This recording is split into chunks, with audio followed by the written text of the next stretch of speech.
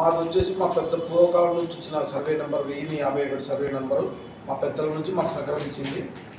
ఇది 2019 జగనన్న సైట్ కాలనీలో వేరే వాళ్ళకు మా సర్వే నెంబర్ తీసేసి దాంట్లో నుంచి స్ప్లిట్ చేసేసి కాంపోజిషన్ వేరే వాళ్ళకు గత ప్రభుత్వంలో కింది స్థాయి నాయకులతో అధికారులకు కుమ్మక్కై వాటిలో కాంపోజిషన్ తీసేసుకొని దాన్ని మొత్తం కబ్జా చేయడం జరిగింది.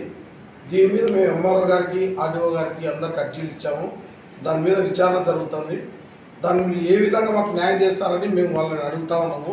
ఈ కాంపోజిషన్ ఏ విధంగా మాకు తెస్తారని అప్పట్లో వాళ్ళు అడ్డుపడిన విధానాన్ని మమ్మల్ని తొక్కిన విధానాన్ని కూడా మేము వాళ్ళకి చెప్పాము. వాళ్ళు ఏ విధంగా న్యాయం చేస్తారని మేము చెప్పి అడుగుతాము. తర్వాత ఎంఆర్ఓ ఏమంటున్నారు? ఎంఆర్ఓ గారు ఎండార్స్మెంట్ని ఆపి కూర్చున్నారు. ఎండార్స్మెంట్ ఎందుకు ఆపారనేది ఇంతవరకు తెలియడం లేదు. అది ఫ్రీ హోల్డ్ అయిందని చెప్తున్నారు.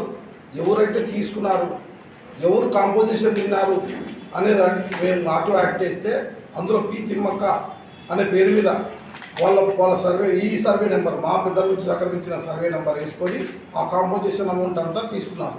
10 లక్షలు ఎకరా 71 సెంట్కి మీద 25 లక్షలు కాంపోజిషన్ తీసుకున్నట్లు మాకు ఇచ్చినారు రికార్డెడ్గా. చాలా మంది ఉన్నారు దీంట్లో. మా దళితులకు సంబంధించిన వాళ్ళు దగ్గర 15 మంది ఉన్నారు ఈ కాంపోజిషన్లో.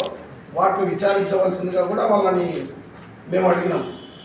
అంటే మొత్తం అవి దాదాపు దొరపల్లె దళిత భూములేనా? మొత్తం మాకు సంబంధించి దళిత భూములు 10 మందికి ఉన్నారు బాధితులు. ఆల్రెడీ ఎన్ఫోర్స్మెంట్ వాళ్ళు వచ్చి ఒకసారి ఎంక్వైరీ కూడా జరిగింది, విజిలెన్స్ వాళ్ళు. దాని మీద కూడా పూర్తి అవగాహన ఇవ్వాలని మేము ఎంఆర్ఓ గారిని కూడా కోరుతున్నాం దానికి.